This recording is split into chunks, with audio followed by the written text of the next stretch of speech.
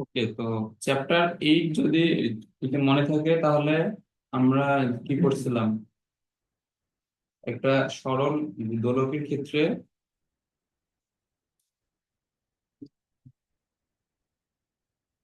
F হচ্ছে সরণের সমানুপাতিক কিন্তু বিপরীতমুখী। তো ওই সূত্র থেকে এখানে মেইনলি আছে এফ সমানুপাতিক -x, এবং এখানে এফ সমান -k। এখানে কে হচ্ছে স্প্রিং ধ্রুবক।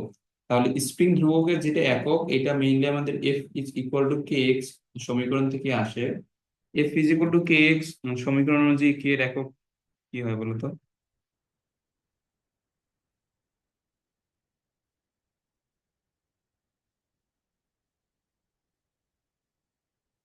বলো।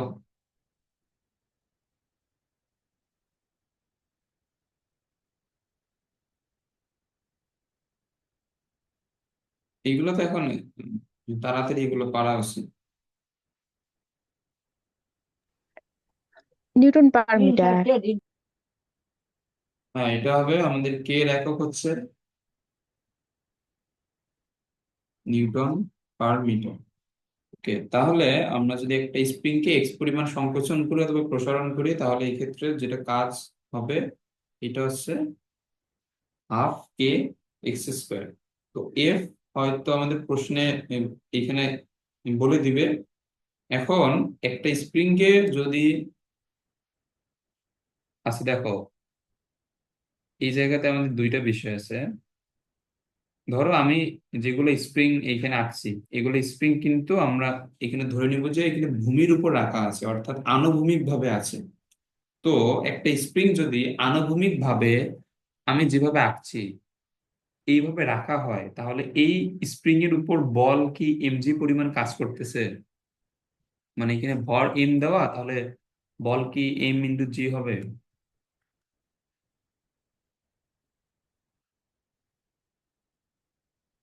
বলো।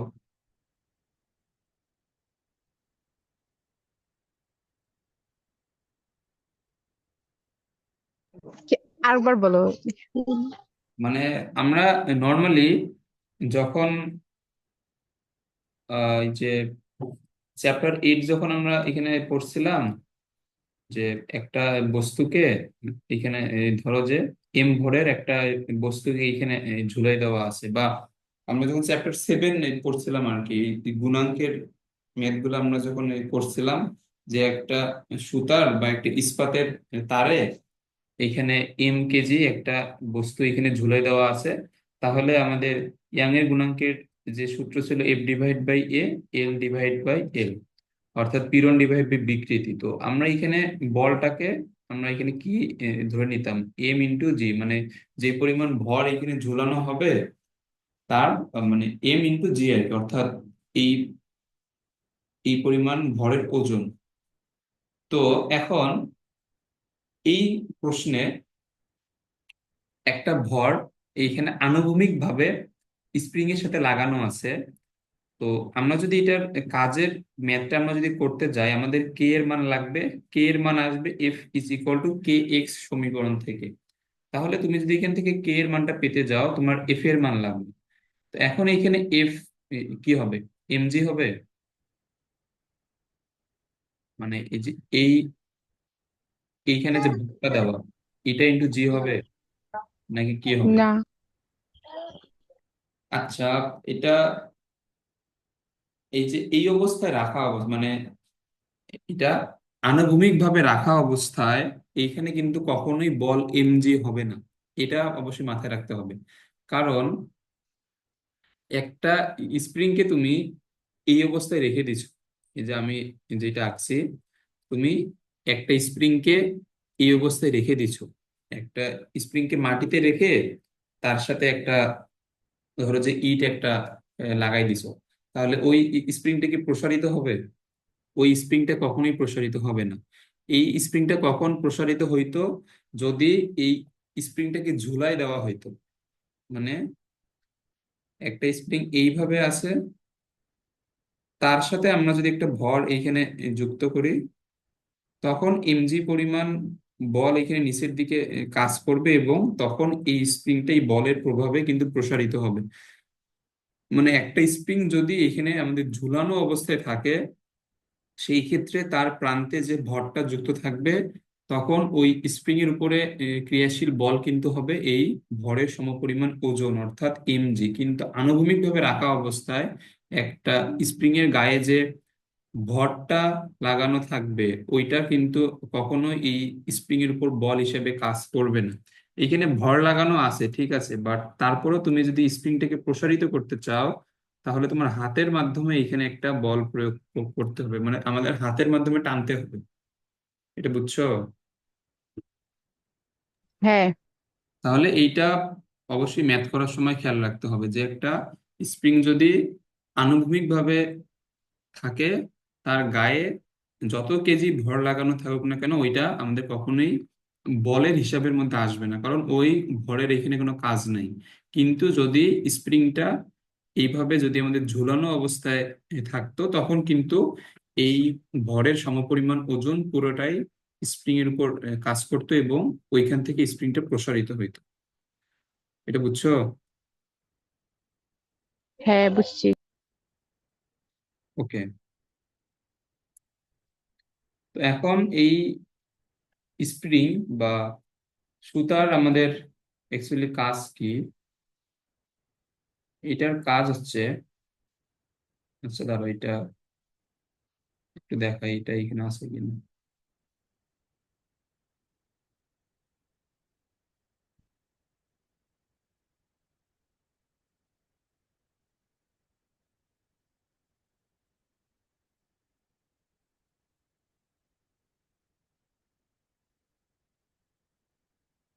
হ্যাঁ,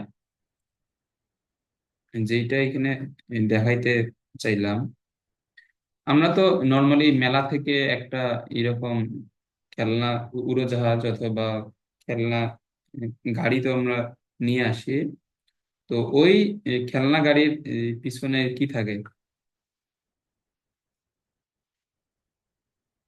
এই জায়গাতে একটা সুতা দেয়া থাকে, ওই সুতাটা টান দিলে এবং ছেড়ে দিলে এই গাড়িটা সামনের দিকে যায়। এটা কিভাবে হয়? এখন ধরো যে এটার পিছনে একটা সুতা আছে অথবা একটা স্প্রিং আছে। এখানে নর্মালি আমাদের আহ, যদিও সুতা থাকে, কিন্তু তার ভিতরে কিন্তু একটা স্প্রিং অবশ্যই থাকে। যদি স্প্রিংটা না থাকে, এটা কিন্তু সামনের দিকে যাবে না। এখন ওই সুতার প্রভাবে হোক বা অন্য কোনো ভাবে হোক, এই যে স্প্রিংটা, এটা সম্প্রসারিত হয়। মানে ওই সুতাটা টান দিলে স্প্রিং হচ্ছে সম্প্রসারিত হয়। এখন একটা স্প্রিং কে আমরা যদি এক্স পরিমাণ সম্প্রসারিত করি, তাহলে এখানে কাজ কত হবে? কাজ তো আমরা একটু আগেই তো দেখলাম, হাফ কে এক্স স্কোয়ার। এই কাজটা মূলত কে করে? এই যে আমরা একটা স্প্রিং কে যে টান দিবে, অর্থাৎ বাহ্যিক কৃতকাজ, আমরা বাইরে থেকে আমরা যে এখানে টান দিব, এখানে কাজটা আমরা মূলত করতেছে আমরা, মানে যে বল প্রয়োগ করবে কাজ মূলত সে করবে। এখন শক্তি সংরক্ষণশীলতা নীতি অনুযায়ী আমরা কালকের তো এটা পড়ছিলাম যে একটা বস্তুকে তুমি যদি ভূমি থেকে এই উচ্চতায় নিয়ে যাও, তাহলে যে পরিমাণ কাজ হবে, ওইটা হচ্ছে তার মধ্যে সঞ্চিত থাকে বিভব শক্তি হিসেবে। আমরা এটা কালকের ক্লাসে পড়ছিলাম। তো এই যে এই স্প্রিংটাকে সম্প্রসারিত করতে আমরা যে পরিমাণ কাজ করব, হাফ কে এক্স স্কোয়ার পরিমাণ কাজ করব, এইটা স্প্রিং এর মধ্যে বিভব শক্তি অথবা স্থিতি শক্তি হিসাবে সঞ্চিত থাকে। এবং এই বিভব শক্তিটা তুমি যখন স্প্রিংটাকে ছেড়ে দিবা,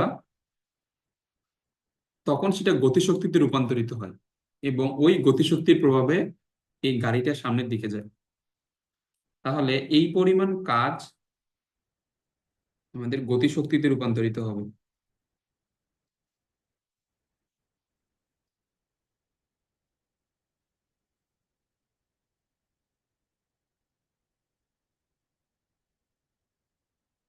এবং তাহলে এটা আমাদের গতিশক্তির সূত্র কি? Half m v square.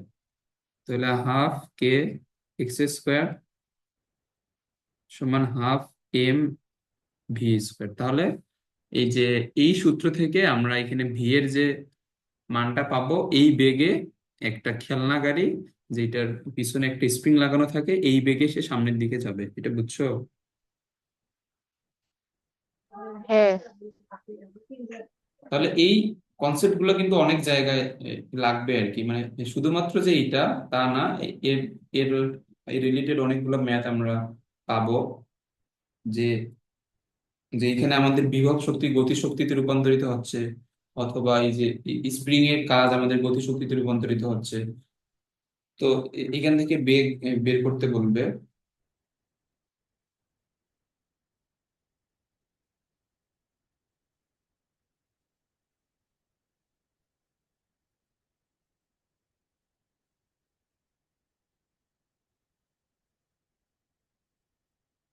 আচ্ছা,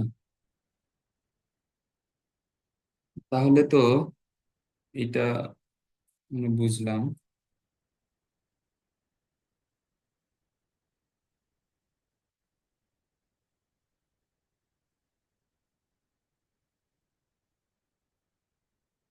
ওকে।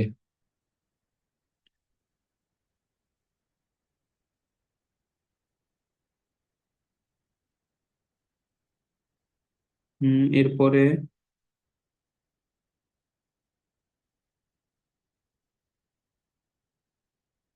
আচ্ছা এরপরে আছে আমাদের মহাকর্ষ বল দ্বারা কৃত কাজ।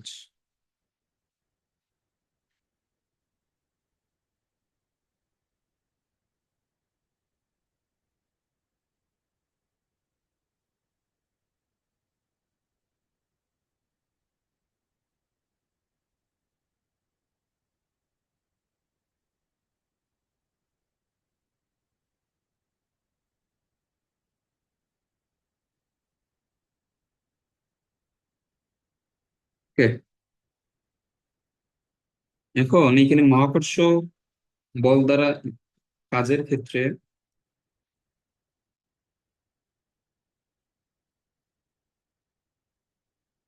আচ্ছা এখন এখানে খেয়াল করো, এটা আমাদের পি বিন্দু, এটা হচ্ছে আর বিন্দু,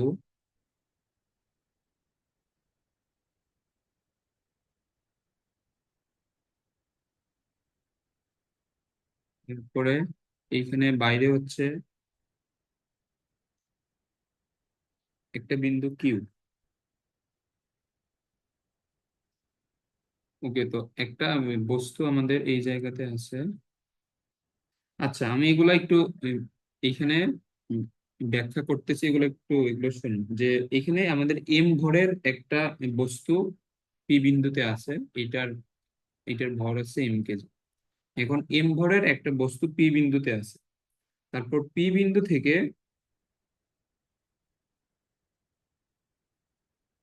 এই বিন্দুর ডিস্টেন্স হচ্ছে আর। এইখানে আমাদের একটা বস্তু আছে যার ভর হচ্ছে স্মল এম। আচ্ছা এটাকে আমরা ক্যাপিটাল এম দেই,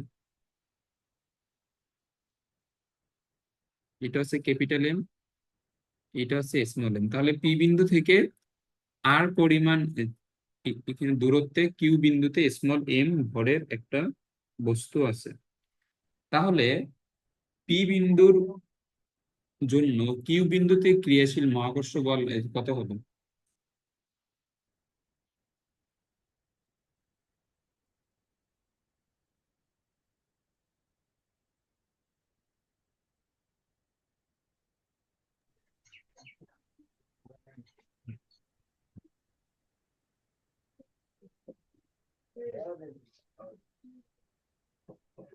এটা কত হবে? এটা তো খুবই সহজ, এটা হচ্ছে G G M M. One M two. তো এখানে এম ওয়ান এম টু বলতে এম এম, আর এখানে ডিস্টেন্স কত? ডিস্টেন্স হচ্ছে আর স্কোয়ার। তো এটা হচ্ছে আমাদের কিউ বিন্দুর উপরে ক্রিয়াশীল বল। আবার আমি যদি বলি কিউ বিন্দুর জন্য পি বিন্দুতে কি পরিমাণ বল কাজ করবে, সেম বলই কাজ করবে। আচ্ছা, এটা আশা করি বুঝছো। তাহলে এই বলটা আমাদের মেইনলি ক্রিয়াশীল কোণ বরাবর, পি থেকে কিউ এর দিকে, অর্থাৎ এফ এর এখানে আমাদের ডিরেকশন আছে এটা, এটা পি থেকে কিউ এর দিকে এই বলটা এখানে ক্রিয়াশীল, আমরা তো এটা বুঝতেছি। ওকে,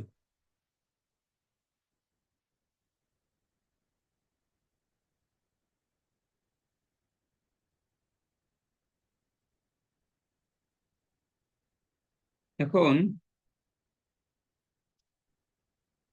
এই যে এম ভরের যে এখানে বস্তুটা আছে, এম ভরের বস্তুটাকে কিউ থেকে পি বরাবর,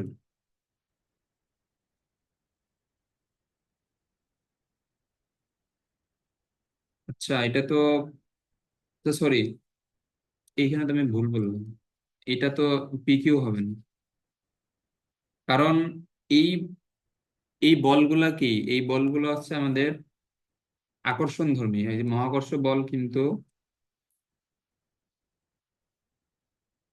এইটা বল সবসময়,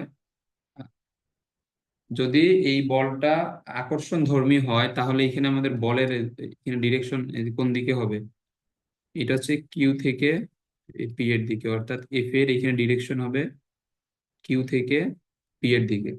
আচ্ছা এটা মাথায় রাখবো, মহাকর্ষ বল সবসময় আকর্ষণ করে। ওকে, তো এখন এখানে সেই ক্ষেত্রে আমাদের বলের এখানে ডিরেকশন হবে কিউ থেকে পি তে।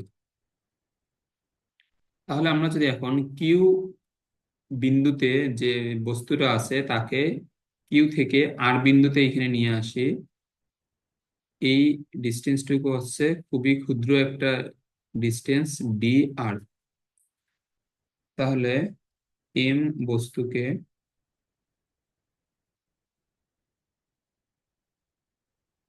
কিউ থেকে আর এ ডিআর পরিমাণ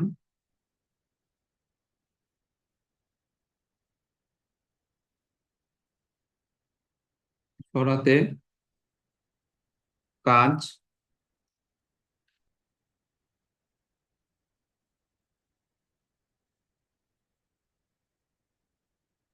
আচ্ছা, আমরা এটা এখানে উম, এই প্রমাণের সুবিধার্থে অসীম থেকে ক্ষুদ্র দূরত্ব ডিআর পরিমাণ এটা আমরা ধরে নিই আর কি, তাহলে আমাদের এটা প্রমাণ করতে সুবিধা হবে। আচ্ছা, এই জন্য আর কি এই প্রমাণগুলো এখানে দেখাইতে চাই না, কারণ এগুলো অনেক বেশি টাইম ওয়েস্ট আর এগুলো হুদাই আর কি হয়ে যাচ্ছে। যাই হোক, এখন এখানে খেয়াল করো,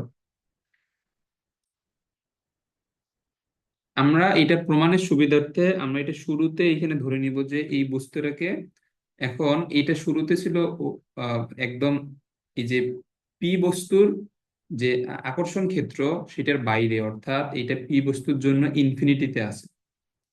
আচ্ছা দাঁড়াও, এটা লিখে নিই আগে, এম বস্তুকে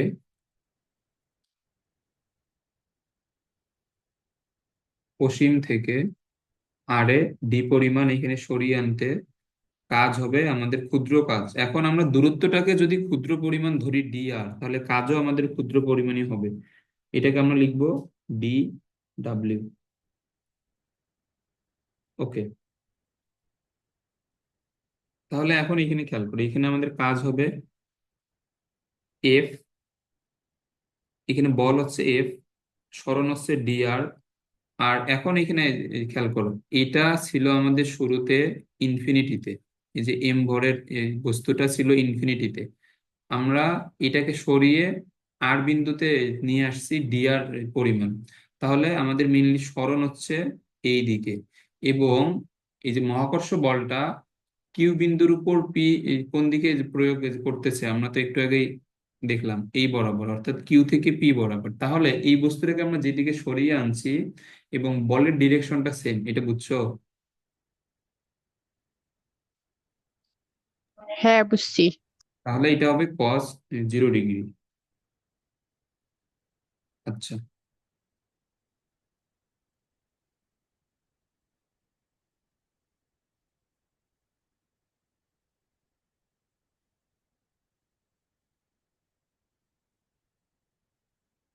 আমরা শুরুতে আনবো ইনফিনিটি থেকে কিউতে, তারপর কিউ থেকে আর। আচ্ছা ধরো এটা হবে আর বিন্দুতে না, এটা হবে কিউ বিন্দুতে। এটা ছিল একদম ইনফিনিটিতে, তারপর ইনফিনিটি থেকে সরিয়ে আমরা নিয়ে আসব কিউতে। তাহলে তো এখানে প্রমাণ তো আবার মিলে না।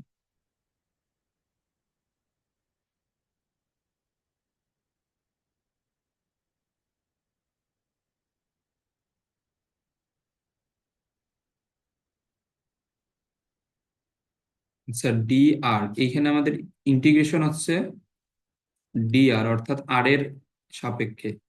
তাহলে এখন এইখানে একটা জিনিস খেয়াল করো,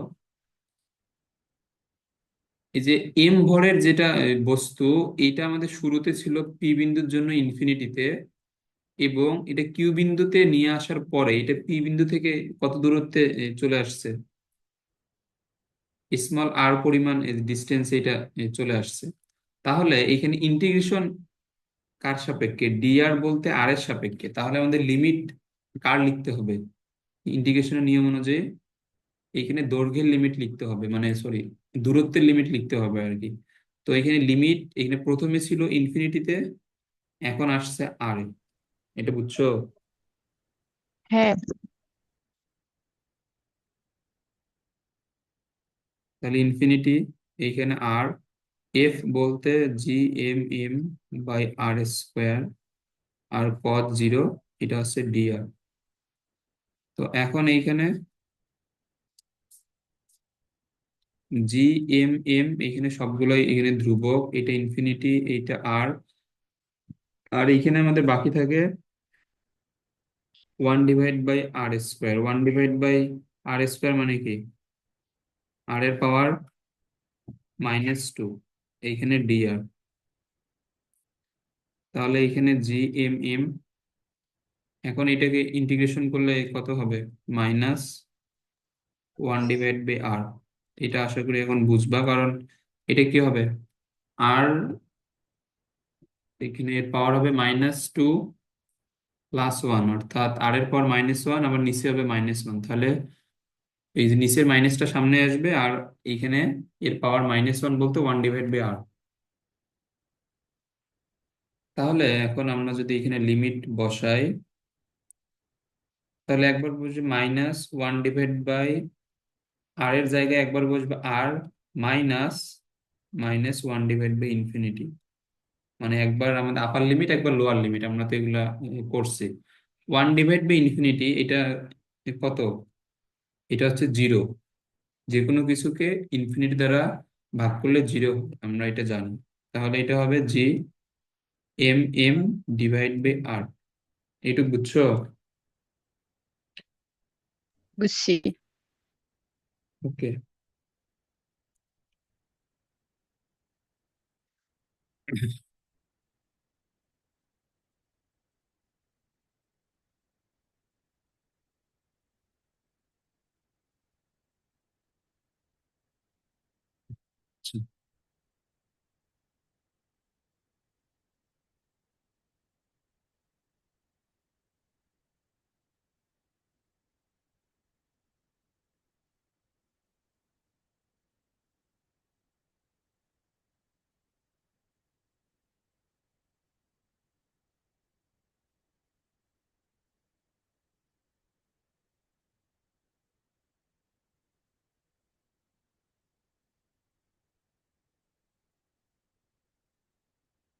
এখন এইখানে খেয়াল করো,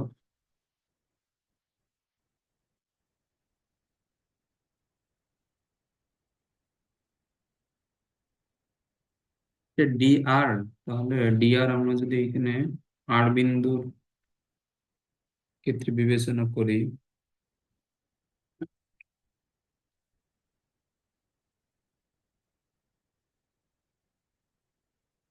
কিউ বিন্দু বিবেচনা করলে ডি আর আসবে। আচ্ছা দাঁড়াও, এখানে আমরা যদি আর বিন্দু দেই, তাহলে এখানে আমরা ডি আর দূরত্বটা নিতে পারবো। তারপরে আবার আর থেকে কিউতে নিয়ে গেলে ডি আর সরণ হবে, তখন কাজ। আচ্ছা দাঁড়াও, এটা এখন আচ্ছা, এটা আর আপাতত এখানে ধরে নাও, কারণ এখানে মানে প্রমাণ মিলানো যাচ্ছে না আর কি, কারণ এখানে কিউ ধরলে আমার আমাদের প্রমাণ একটু উল্টাপাল্টা হয়ে যাবে, আমি এটা বুঝাচ্ছি।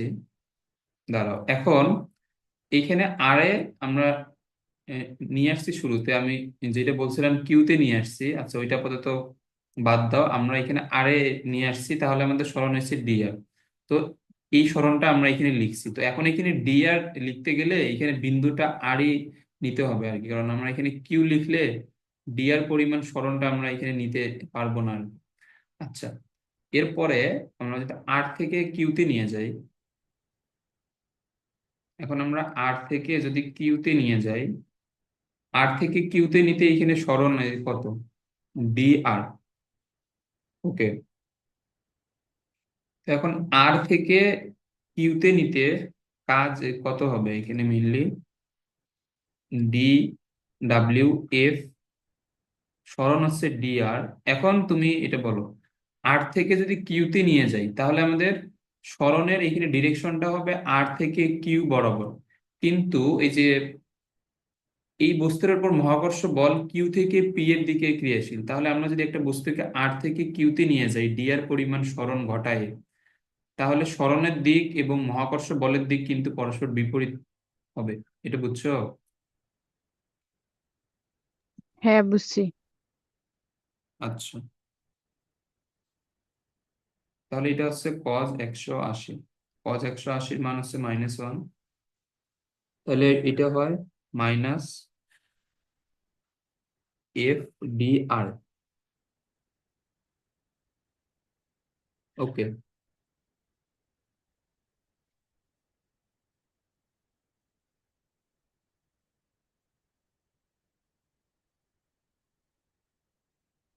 তাহলে এটা একবার এখানে আর একবার আঁকাই, এটা ছিল পি,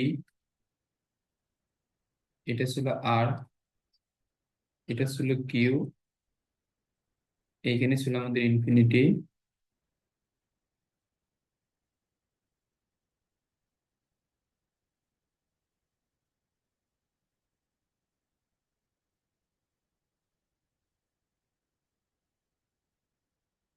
আচ্ছা দেখো, তো আমরা এখানে একটু আগে কি দেখলাম, যে মহাকর্ষ বলের বিরুদ্ধে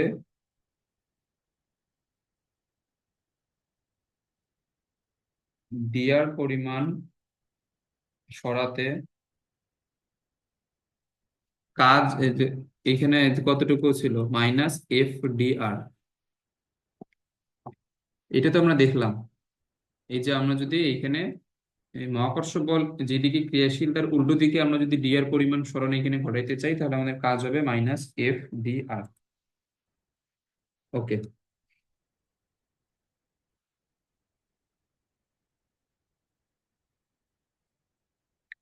এখন এইখানে পি, এইখানে একটা বস্তু আছে যেটা হচ্ছে ক্যাপিটাল এম, আর এইখানে একটা আমাদের ক্ষুদ্র বস্তু যেটা হচ্ছে স্মল এম।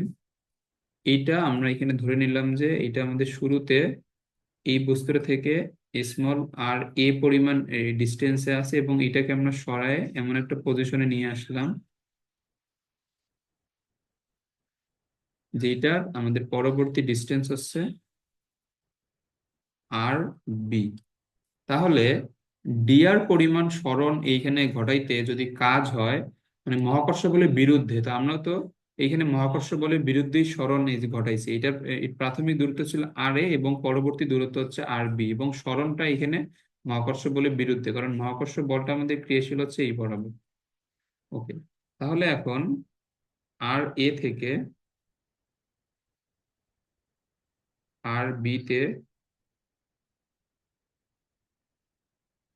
নিতে কাজ হবে, এখন আমাদের টোটাল কাজ বের করতে হবে। তো আমাদের ইন্টিগ্রেশনের নিয়ম অনুযায়ী টোটাল কাজ হবে ক্ষুদ্র যে কাজটা আছে তার ইন্টিগ্রেশন। এটা হচ্ছে আমাদের ইন্টিগ্রেশনের একটা প্রপার্টি, মানে যেমন এই যে একটা এইরকম একটা যদি ক্ষেত্র থাকে, তো এই ক্ষেত্রের আমরা ক্ষেত্রফল তো আমরা পুরোপুরি এখানে কাউন্ট করতে পারবো না, তো আমরা এখানে এই ক্ষুদ্র ক্ষুদ্র অংশ এখানে আমরা বিবেচনা করব।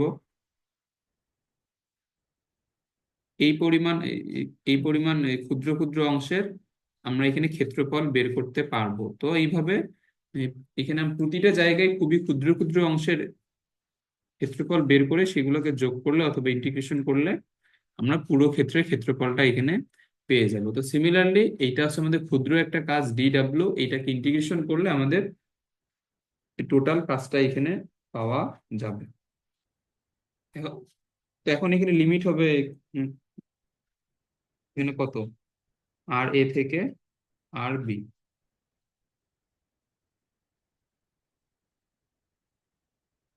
তো এখানে মাইনাসটা বাইরে আসবে, এফ এর মান হচ্ছে GMM/R², এইখানে DR। তো এইখানে সেম ভাবে 1/R² কে ইন্টিগ্রেশন করলে হবে -1/R।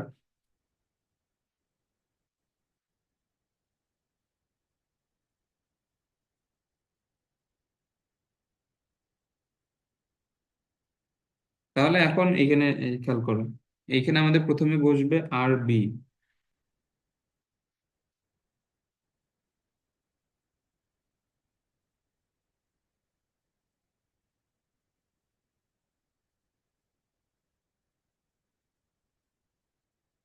এটা মাইনাস হবে না?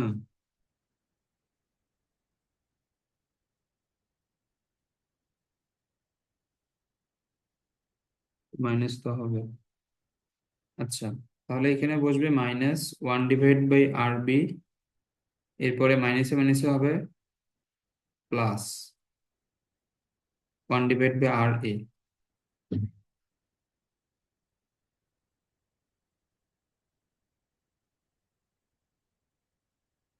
আচ্ছা, দাঁড়াও একটু।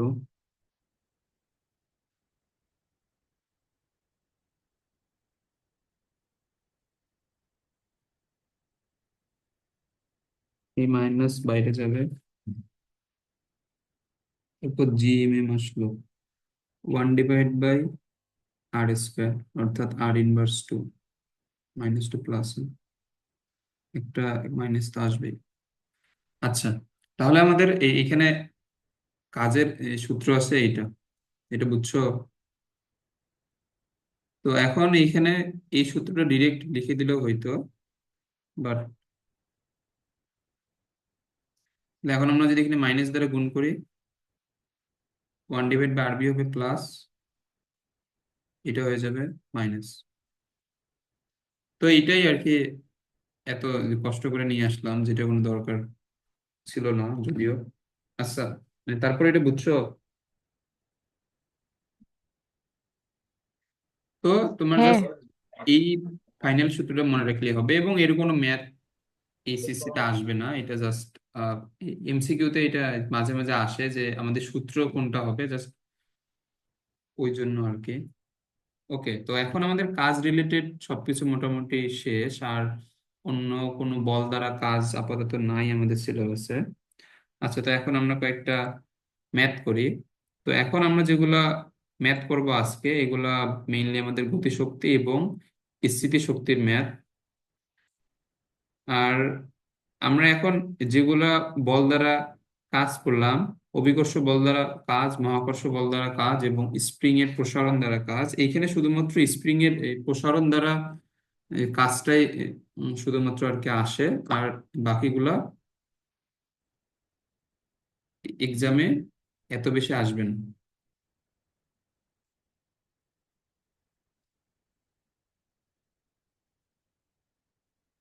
ওকে, আর আজকের ম্যাথ গুলা আমাদের মেইনলি 19 এর ম্যাথ আর কি, খুবই সহজ সহজ। তো এখানে বলছে 2 কেজি ভরের একটি বস্তু 5 মিটার উঁচু থেকে মাটিতে পড়ে, এতে অভিকর্ষ বল বস্তুর উপর কত কাজ করে এবং বস্তুটি কত স্থিতিশক্তি হারে।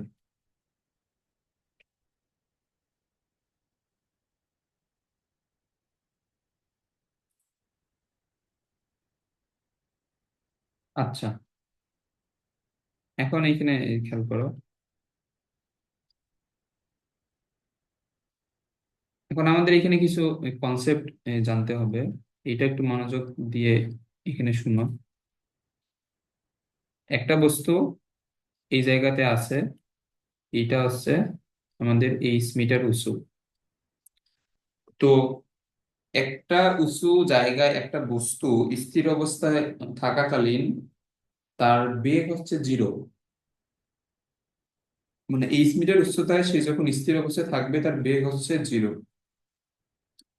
তাহলে ওই জায়গাতে তার এই গতিশক্তি কত? আমি যদি এটাকে এ পয়েন্ট নাম দেই, এটাকে বি পয়েন্ট নাম দেই, এইখানে তার গতিশক্তি 0 এবং তার বিভব শক্তি অথবা স্থিতি শক্তি এটা কত? mgh। তাহলে এ পয়েন্টে তার মোট শক্তি কত হবে? মোট শক্তি হচ্ছে এমজিএইচ। জিএইচ বা এমজিএইচ। আর এখানে বি পয়েন্টে সে যখন নেমে আসবে, বি পয়েন্টে তার এইচ হচ্ছে 0, অর্থাৎ তার যে স্থিতি শক্তি এমজিএইচ এটা হয়ে যাবে 0। এবং একটা বস্তু একটা উচ্চতা থেকে এখানে ভূমিতে পড়ার সময় অনেক জোরে কিন্তু হিট করে। তো এই এখন এখানে ভূমিতে আমাদের এখানে পড়ার সময় যে বেগটা হবে, ওই বেগের কারণে তার যে এখানে গতিশক্তি হবে এটা হচ্ছে 12 mv²। তাহলে বি পয়েন্টে তার মোট শক্তি কত হচ্ছে? mv² সমান, না 12 mv², এটা বুঝছো? হ্যাঁ, এখন এখানে খেয়াল করো, আমাদের এ পয়েন্টে মোট শক্তি হচ্ছে mgh, আবার বি পয়েন্টে মোট শক্তি হচ্ছে 12 mv²। তাহলে আমরা এই দুইটাকে সেম বলতে পারি না?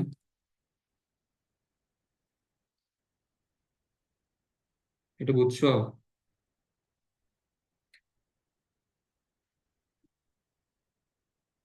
এই যে 12 mv², এটা আমাদের কোন পয়েন্টে গতিশক্তি? একদম ভূমি স্পর্শ করার মুহূর্তে গতিশক্তি।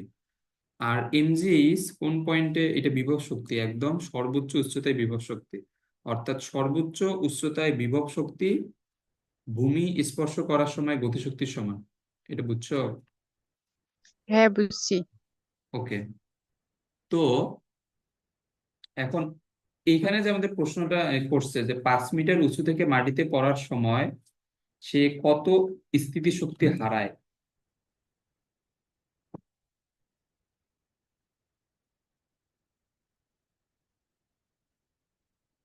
5 মিটার উঁচুতে তার স্থিতিশক্তি এটা কত হবে?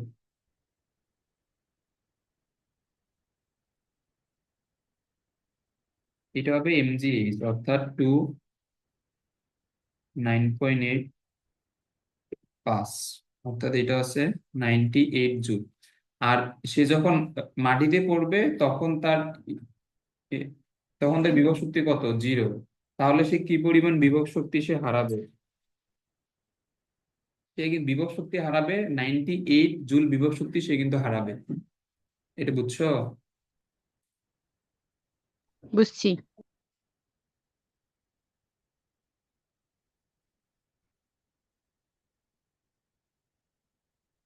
এখানে ভূমিতে বিভব শক্তি 0, অর্থাৎ এখানে হারানো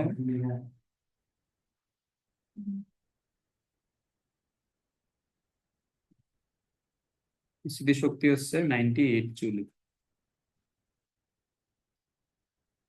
ওকে।